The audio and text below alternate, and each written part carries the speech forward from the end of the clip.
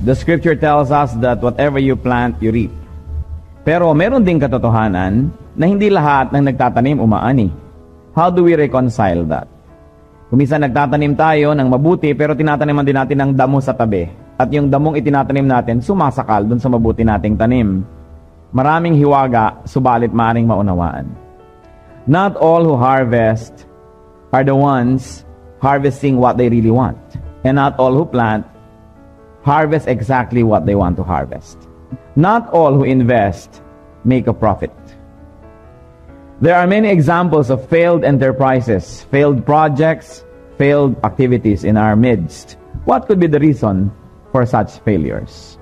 Suriin natin po ang mga sarili natin mga kabiguan, suriin natin ang mga sarili natin mga kalugihan sa pamamagitan ng pag-aaral ng ating mensahe sa araw na ito. Ang pinamagatan po natin, why the crops fail. Bakit nabibigo ang mga nagtatanim? Bakit hindi umaani ang lahat ng nagtatanim? Heavenly Father, we thank you that we are gathered, Lord, that we are free to gather, and that you're here in our midst.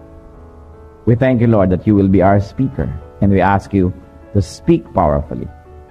Nawa, Panginoon, bawat isa sa amin may mapakinabang sa sandali ng pakikinig sa iyong salita, sa pagtanggap nito, sa pagproseso nito sa aming isip, at sa paglalapat nito sa aming buhay.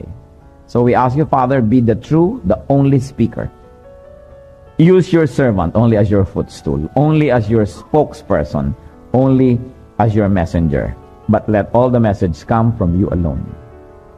Iniwawaksi namin, tinatanggihan ang anumang pandaraya, anumang gawa at presensya ng masasamang espiritu.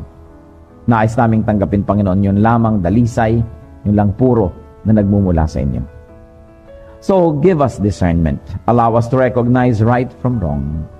Teach us, Lord, to see what must be seen so we can do what must be done.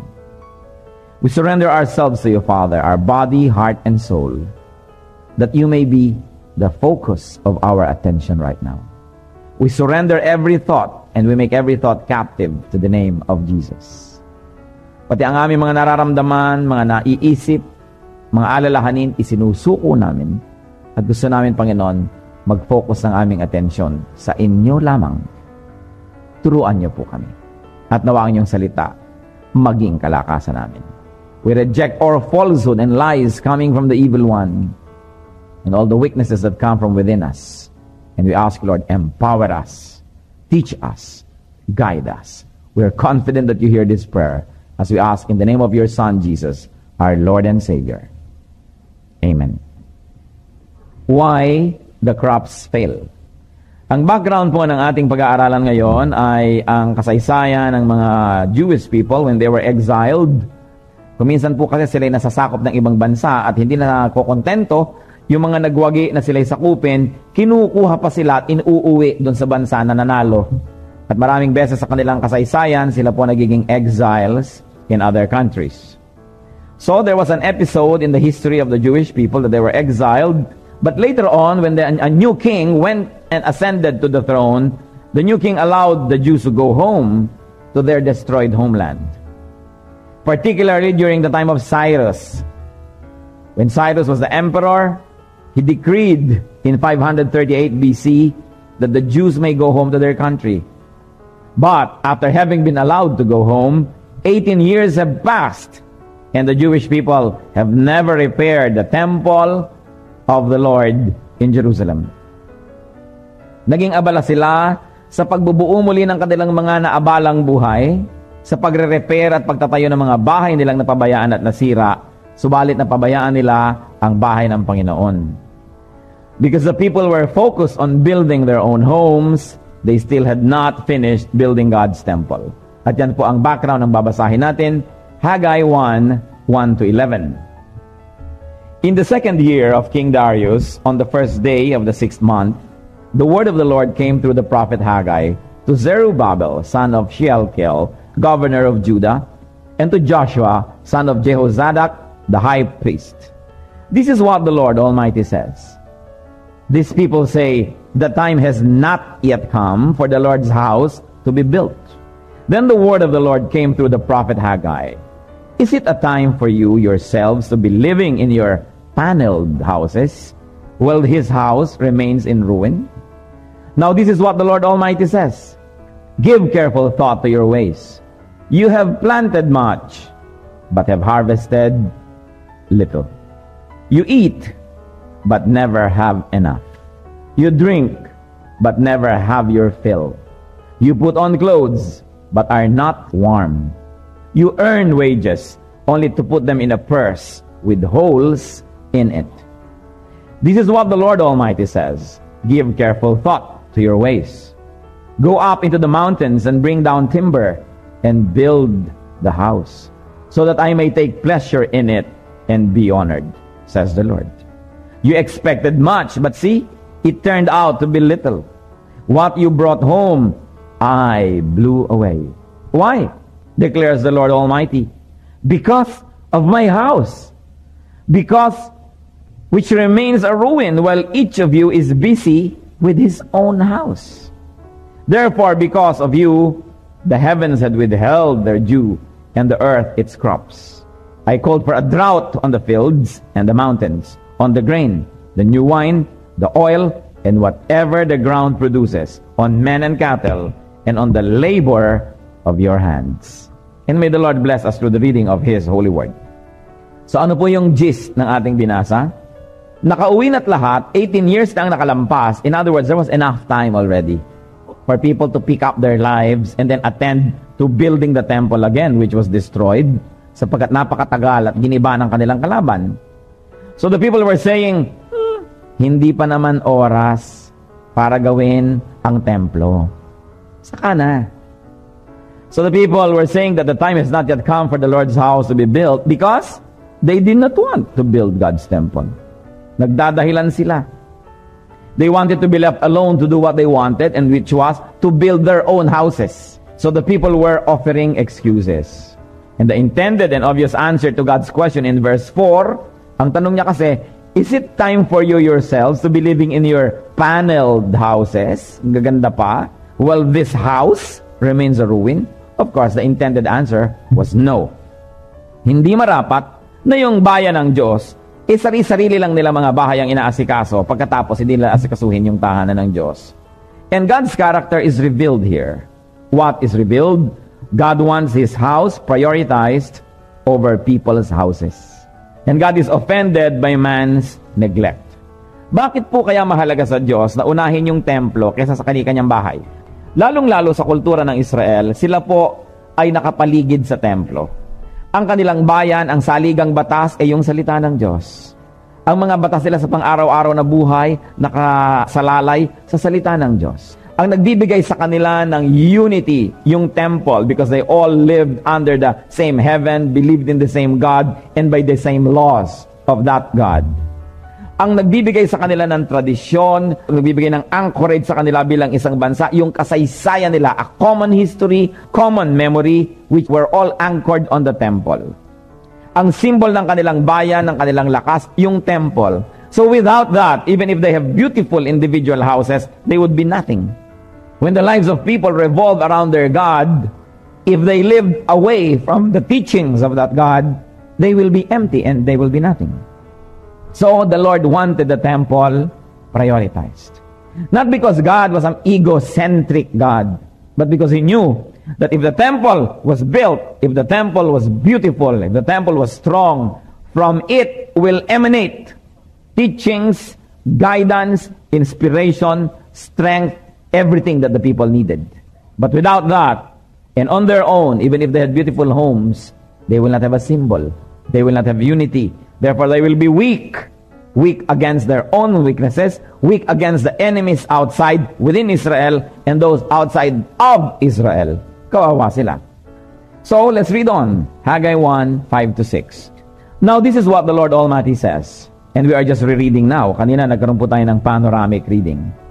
Give careful thought to your ways. Sabi niya, mag-isip-isip nga kayo. Suriin nyo nga ang inyong pamamaraan.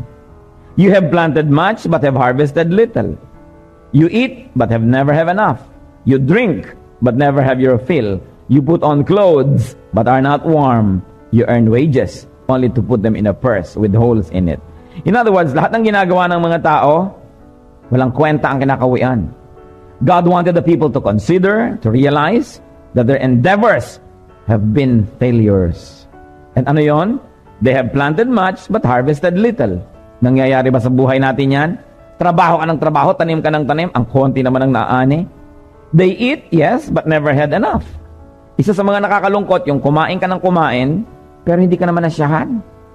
Pagkatapos sabi niya, you drink but never have your fill. You are never happy with whatever you receive. Nagdadamit kayo, you put on clothes but are not warm. In other words, you always fail to accomplish what you want to accomplish. And then you earn wages only to put them in a purse with holes in it. In other words, to lose them. Naranasan niyo na ba, may bulsa kayong butas, nahulog lahat ng laman? Nag-ipon kayo ng tubig sa drum na butas, ipon kayo ng ipon, hindi mapuno. May mga tao, ganitong nararamdaman nila sa buhay. In other words, God wanted the people to realize that they never had been satisfied. They were always wanting. Tayo kaya ito? Ganito rin ba tayo?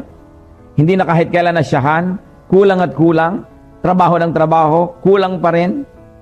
Meron namang kinikita, nagkakapera yung iba, kulang pa rin, hindi pa rin masaya. Never happy enough. Yeah, Haggai 1:7-9. This is what the Lord Almighty says. Give careful thought to your ways.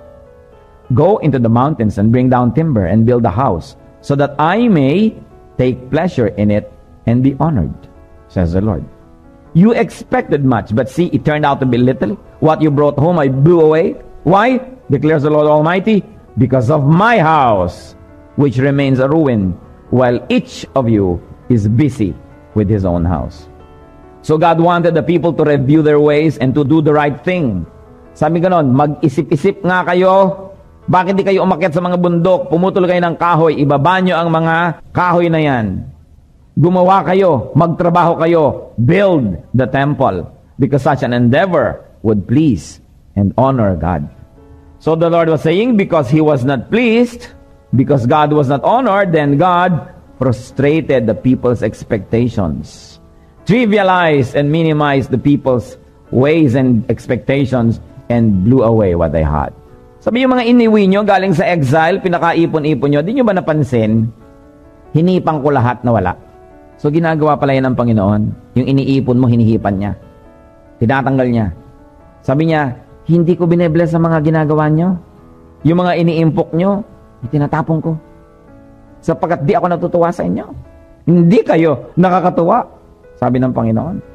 God's explicit reason for withholding the blessings of the people, His temple remained a ruin while each person was busy with his own house. Haggai 1:10-11 as we reread. Therefore, because of you, tandaan nyo, sabi niya, because of you, it's not because of Satan, it's not because of me, this is because of you. Because of you, the heavens have withheld their dew, and the earth its crops. Yan, hindi umuulan, walang hamog. Pati ang lupa, ayaw magbigay ng mga biyaya, ayaw mamunga ang mga tanim nyo.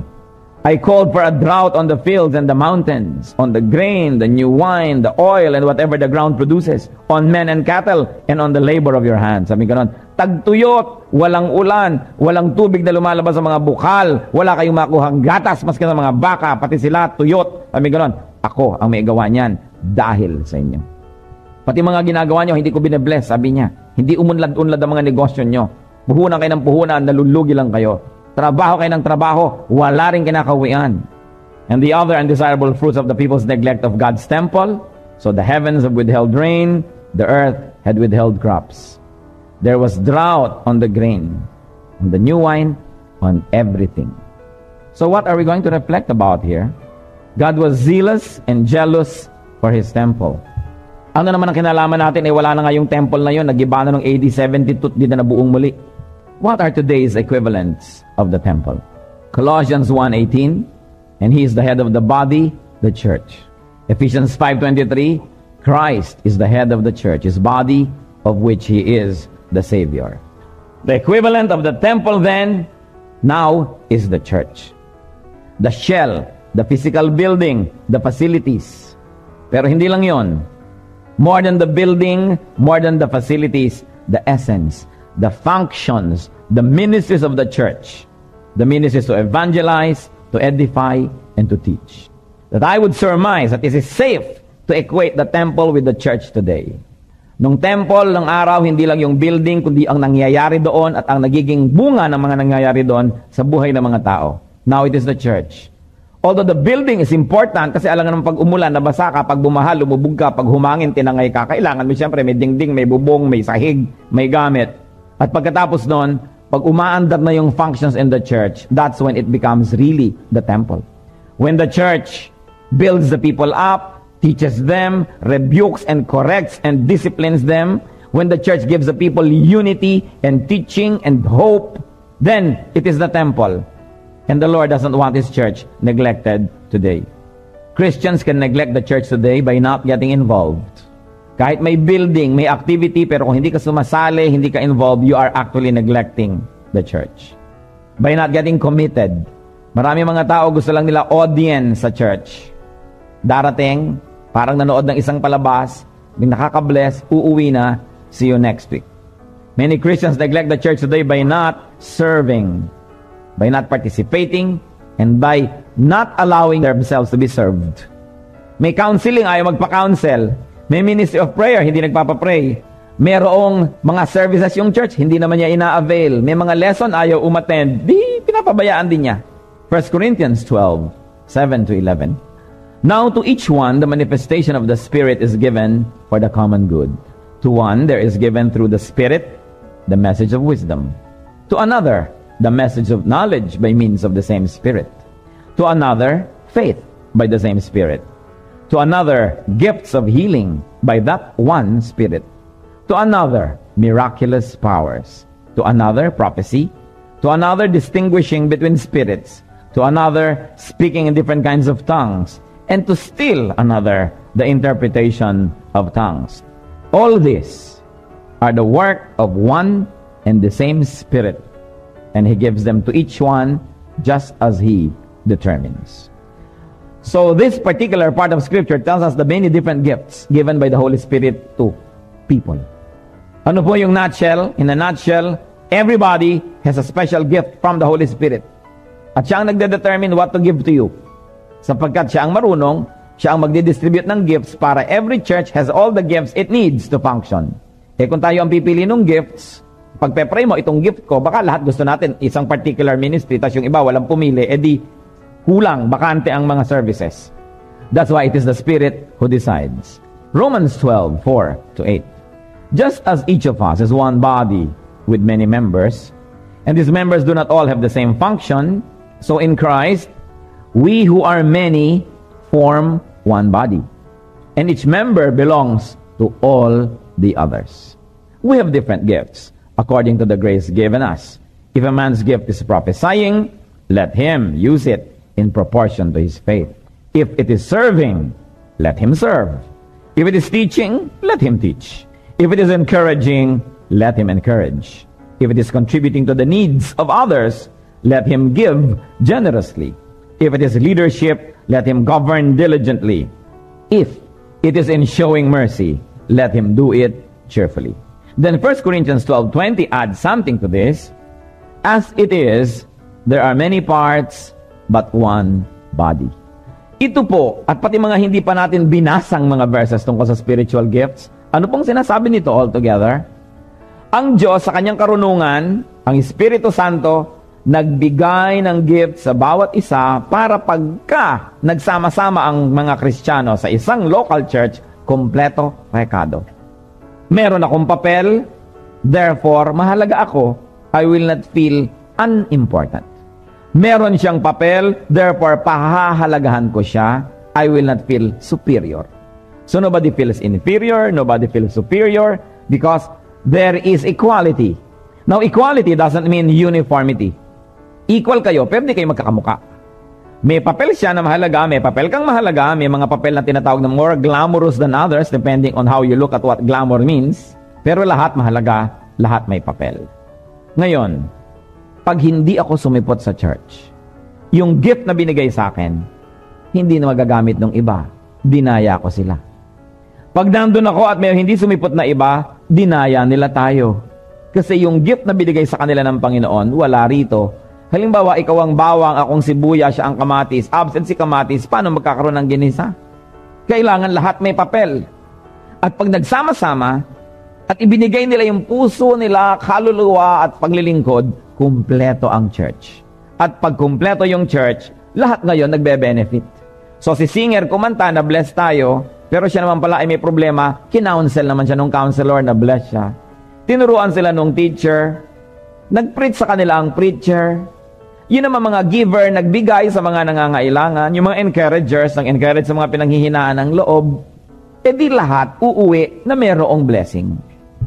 Meron naman ang ministry nila, presence. Kahit di sila kumikibo, wala silang ginagawa, lagi silang nandun. May namatay, nandun sila sa lamayan. May kasala, nandun sila tumutulong-tulong. The ministry of presence. Nakaka-encourage yun eh. Kaya kung minsan may isang events mo, tinatamad akong pumunta, wala namang kwenta, boring. Pero pupunta ako doon. Kasi i-encourage ko yung nag-organize, yung mga gumagawa noon, para mag-improve sila. Pero by not being there, I'm telling them that it's not important, it doesn't matter, so all the more na mawawala ng quality ang ginagawa nila. The ministry of presence, the ministry of encouragement. If you are absent, if you are not functioning, you are cheating the church. Tatandaan nyo yan. Whenever you are absent in events where you should be there, you are cheating us.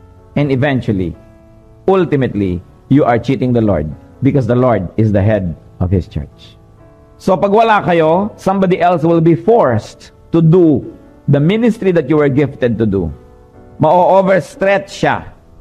Hindi niya ma-focus ang sarili niya doon sa kanyang gifting kasi nagpipitch in siya para sa inyo. Dahil wala kayo. Dahil siyempre, aanda naman ang function ng church kahit dumating kahit hindi. Alam nga namang hindi. Tatutuloy yan. Pero naapektuhan yung quality pag wala kayo. Kaya tayo'y present para ma-feed.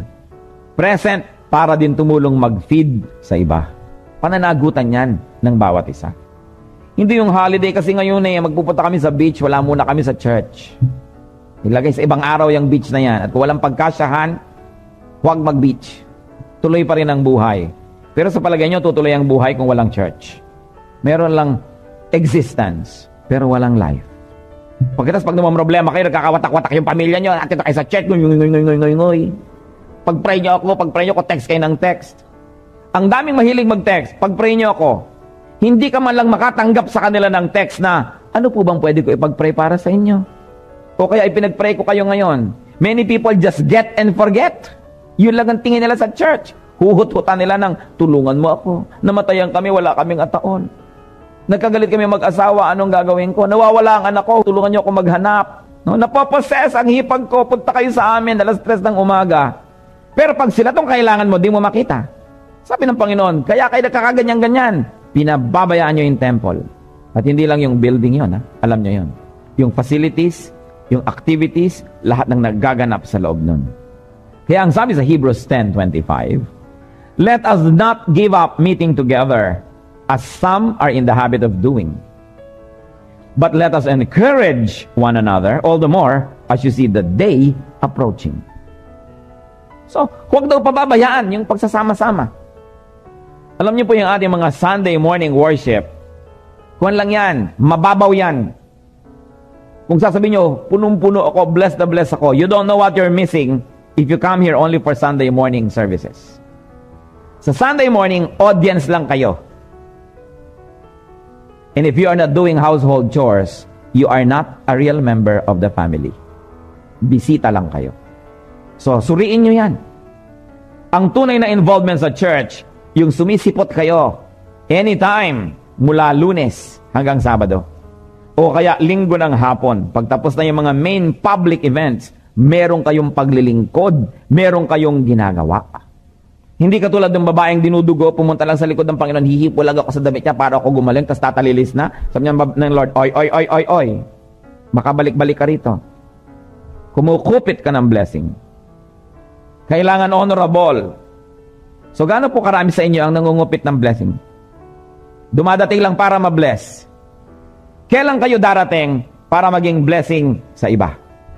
Because you receive only what you give and you keep only what you give away. This is the rule in spirituality. What else can we learn? That we must do everything to make the temple work and make it work well. Sabi ng Panginoon, di kayo nahiya, mga bahay nyo ang gaganda, may mga panels pa, tapos yung temple ko, ganyan lang. So hindi naman niya sinasabing huwag tayo magkaroon ng ambisyon, huwag tayo magkaroon ng taste na maganda yung mga bahay natin, pero sinasabi, unahin nyo ang dapat unahin. And that is my house. What else is the equivalent of the temple today? We said the church, the physical facility, the tools, the equipment there, and most importantly, the activities that come out of that center, out of that church, into the hearts of the people and into the people outside the church. But there's another equivalent of the temple today. That is the body, the life of the believer. Bit-bit nyo ang templo ng Diyos kahit saan kayo magpunta. 1 Corinthians 6, 19 to 20. Do you not know that your body is a temple of the Holy Spirit who is in you, whom you have received from God? You are not your own. You were bought at a price. Therefore, honor God with your body. You are the temple of the Holy Spirit. And 1 Corinthians 3:17, if anyone destroys God's temple, God will destroy him. For God's temple is sacred and you are that temple.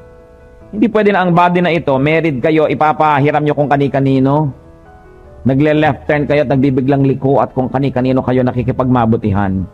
Your body is the temple of the Holy Spirit, and the temple must never be desecrated. It must be kept holy. It must be kept pure. Tapos temple of the Holy Spirit, wala kayong ginawa kundi saksakan ng cholesterol, ng alcohol, nagka-tunaw-tunaw na ang liver, kaiinom ng alak, punuin ng usok, ng sigarilyo. Temple ba yun? Sabi ng Lord, if anyone destroys God's temple, and that includes you, God will destroy him. Alagaan yung church, alagaan yung sarili. Kasi now the temple is both the church of the Lord and the body of the believer. Very importantly, the life of that believer, the lifestyle, what that body does and not do. And today, as in the past, Christians can neglect God's temple by not using their bodies for holiness. At binaligtad pa, by using their bodies for sin and for ungodliness. Romans 6:13, do not offer the parts of your body to sin as instruments of wickedness, but rather offer yourselves to God as those who have been brought from death to life, and offer the parts of your body to Him as instruments of righteousness. Sabi niya, yung mga katawan ninyo, huwag niyong gagamitin na instrumento ni Satanas. Yung nananahimik na lalaki, pagdaan mo, biglang nabalisa. Hindi ba? Kasamaan yan. Nananahimik yung tao na ligalig, 2 oras ka nang nakaraan, ikaw pang naiisip. Sasabihin ng asawa, di ka naman sa painting nakatingin eh. Kasi nakatingin pala sa naalala niya tungkol sa'yo. Sasabihin mo, Lord, magbibihis po ako ngayong araw na to. Hindi ko gagamitin ang katawan ko, nakatisuran ng iba. I will dress modestly. Pananagutan ko na may naaakit ako dyan na kung sino-sino nagugulong buhay nila. Ayon po sa mga pagsusuri ng mga mahilig mag-aral ng anatomy ng tao, meron pong laman yung ating cells sa mitochondria, kung tawagin. Active na active daw itong mitochondria sa mga cells na laging active at ginagamit. At kaya pagkarami-raming mitochondria ng ating dila, sapagkat yan ang pinaka-active na muscle sa ating buong katawan. Kahit nga nakahiga ka na, yung dila mo, daldal pa rin ang daldal kung minsan. Isipin ninyo, mapapagod kang pagalawin yung dila mo, gagamit ka ng energy galing sa food, galing sa drinks, tapos lahat ng control ng mga muscle niya na itinurot, ibinigay ng Diyos, tapos ang paglabas ng salita mo, para lang pala mamintas, para lang pala sirain ng loob ng iba, para lang magsalita ng masasakit at masasama. Sayang ang lahat ng inilagay ng Diyos na blessing para pagalawin yung dila na yun. Kasi sabi, do not offer your bodies as instruments of wickedness, but rather, offer your bodies as instruments of righteousness. Napakagandang isipin na lahat ng pwedeng ginagawa ng katawan natin can glorify God. So dapat tanggalin yung mga ginagawa that cannot and does not glorify God. At ano po yung conclusion? Failures and frustrations could be the results of such neglect of the two temples, the church and the body. Ano yung mga failures natin ngayon? Low productivity, lack of fulfillment and satisfaction, constant inadequacy of income or your produce. There's a drought in our lives, futility of work and labor. So God's people should consider. Sabi sa 1 Corinthians 14:12, try to excel in gifts that build up the church. The highest goal of every Christian must be to give his or her best to the church. Why? Because the church is the body of Jesus Christ. Wala namang iba eh. Walang institution, organization, higher, better, more noble than the church. But because we are parts of the body, kaya yung church maraming imperfection. But in spite of all our imperfections, Christ is the head. Kaya nakaka-compensate, naitatama, naitutuwid, napupuna ng mga kulang. Kung yung mga body parts, titingin lang sa kapwa body parts, mawala ng gana ko minsan, pero we look at the head of the church, who is Christ.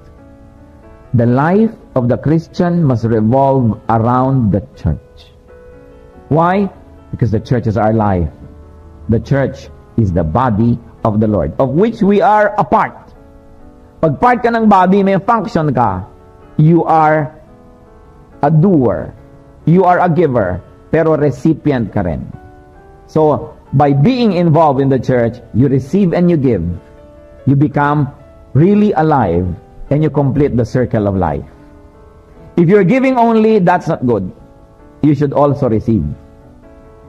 Kaya yung mga iba, huwag nyo na akong hanapin, magdo-donate na lang ako. Well, it's good, but not good enough. Because you are not there to receive. Kung gusto lang ng church, hut-hutan ka, okay lang, sige, mag-donate ka, you don't have to show up. But what kind of church is that? Because the church will really want you to give and will want you to receive.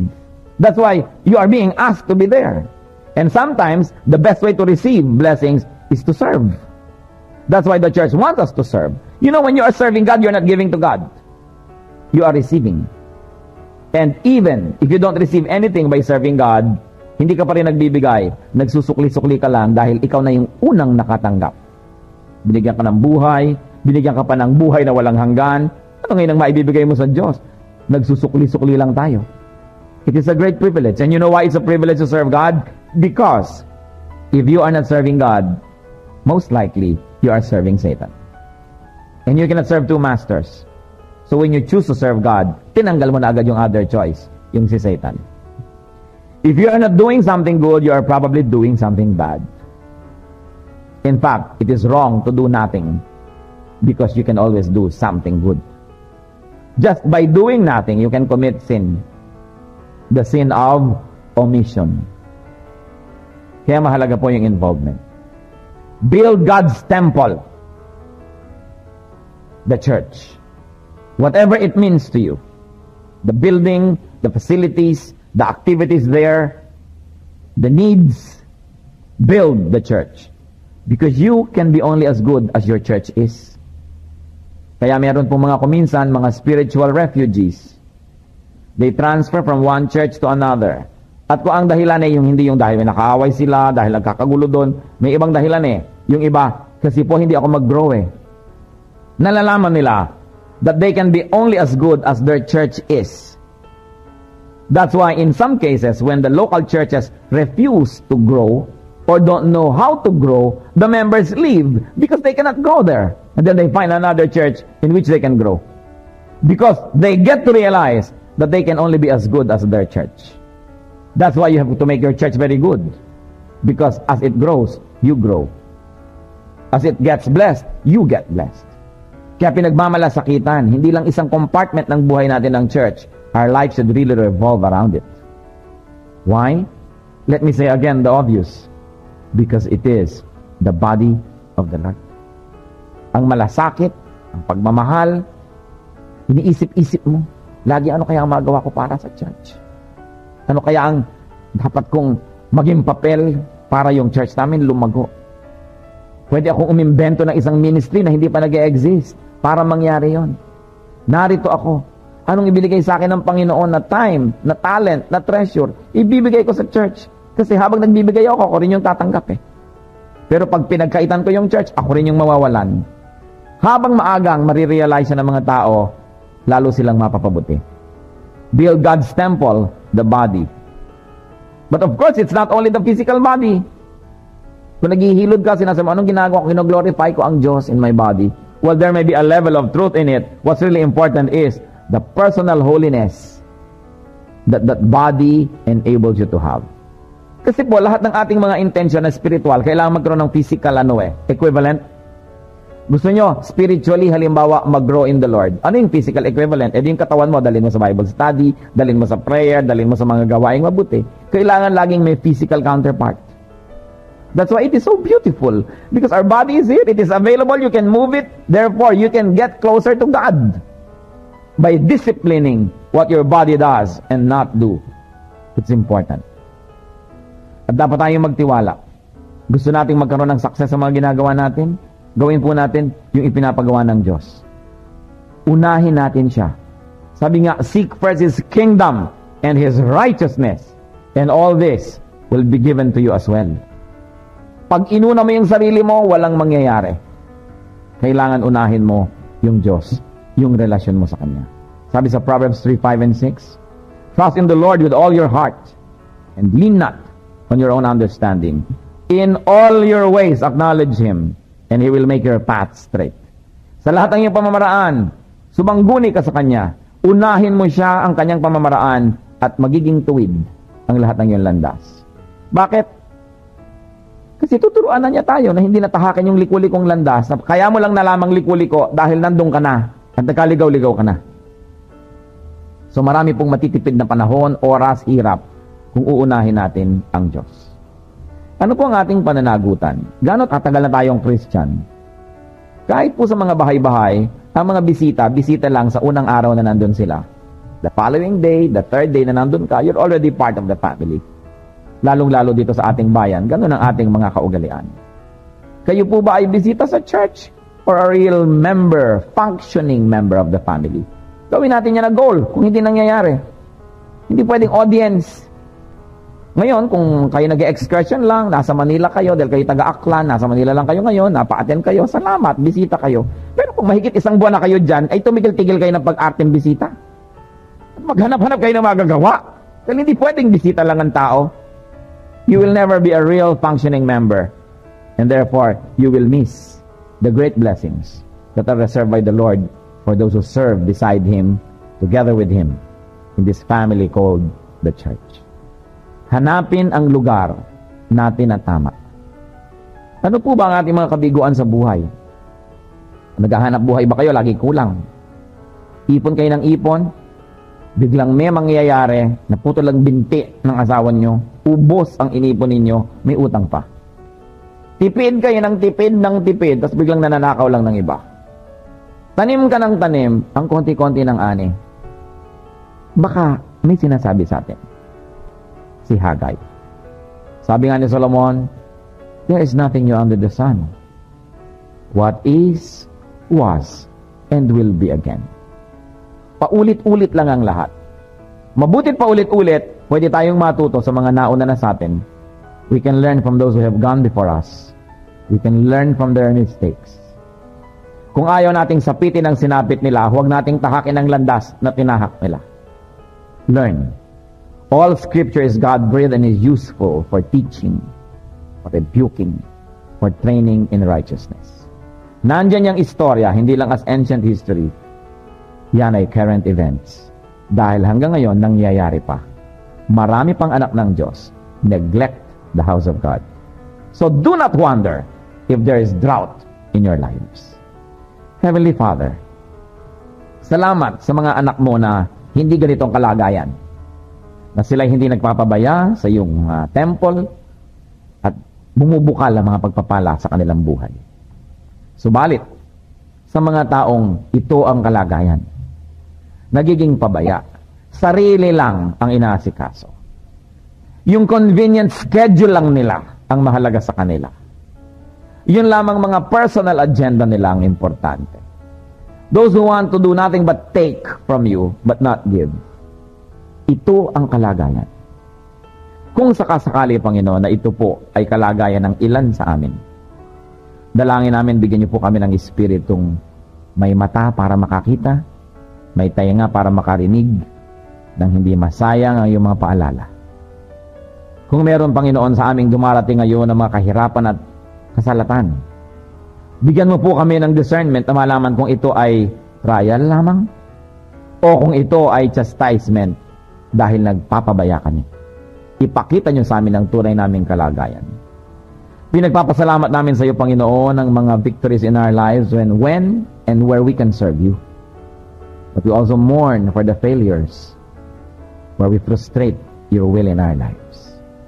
Ituro mo po sa amin, Lord, to be serious with you, to get serious with your church, to stop having Sunday picnics in your church, but to really be a functioning part of your body, because you are the head of this body, and it's only right that we function. Teach us, Lord, sa aming pansamantalang katahimikan sa pananalangin sa iyo. Turuan mo kaming suriin ang aming sarili. Huwag yung pasok sa isang tenga at labas sa kabila ang mga naririnig namin sa iyo. Namalat na ang mga nagpapaalala, nagasgas na ang tinig ng mga nagsasalita, subalit wala pa rin makita sa aming buhay. Nawa, Panginoon, ito ay hindi maganap sa buhay ng mga anak mong nakikinig. Ituro mo sa aming makiramdam sa iyo, sumunod at huwag magbingi-bingihan. Huwag ipagpabukas at laging ipagpaliban ang pagsunod sa iyo. At kung meron kami, Lord, na physical poverty, meron kaming emotional poverty, spiritual poverty, at kung ito ang pinagmumulan, ipaalam niyo po sa amin. At kung alam na namin kami nagmamaang-maangan, yanigin mo kami nang kami ay magising. Gisingin mo kami sa aming pagtutulog-tulugan. At nang sa gayon, Panginoon, mabigyan namin kayo ng maluwalhati. Masunod namin kayo. Sa mga kapatid na matagal mo nang inuudyukan ng Espiritu Santo na maglingkod, gumawa ng tama, subalit panay ang pagpapaliban, Panginoon, kayo po ang kumilos. Habang di pa huli, habang may panahon, ituro mo sa amin ang dapat naming kalagyan. Sa mga kapatirang nasa mga tamang lugar, salamat po. Nawa, lalo pang mag-ibayo ang inyong pagpapala sa kanila. Dalangin namin, Panginoon, lahat kami, abutan mo sa iyong muling pagbabalik na naglilingkod sa inyo. Salamat po. Mga kapatid, sa ilang saglit, magbulay-bulay. Hayaang kumilos ang Espiritu Santo. Tayo makinig at tayo sumunod.